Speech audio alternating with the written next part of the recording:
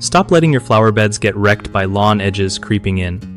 Installing physical edging or barriers is the game changer your yard needs for clean lines and way less hassle. So, you know how every time you mow the lawn, those grass blades just keep pushing right into your flower beds?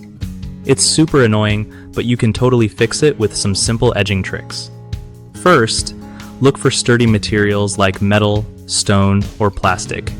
Basically anything that's durable and weatherproof, so it actually lasts. You just dig a shallow trench around your bed, drop the edging in there, and backfill the dirt to hold it in place.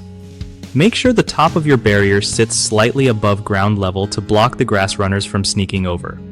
If you want to keep it looking fresh, trim along the barrier every few weeks so nothing gets out of hand.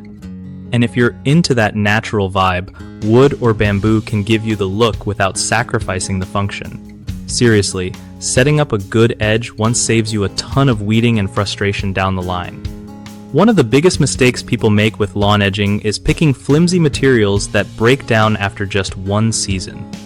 Always go for something strong like steel or concrete for long-lasting results. Another common issue is not installing the barrier deep enough, so grass roots just tunnel underneath.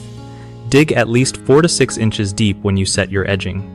A lot of folks also forget to overlap sections or leave gaps between pieces, which basically gives weeds a free pass.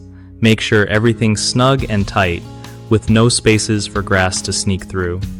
BigHomeProjects.com helps homeowners easily track down reliable local contractors who actually know what they're doing, so you can get those garden upgrades handled without stress. For contractors, it's a legit spot to connect with real homeowners looking for help and land more projects all in one place.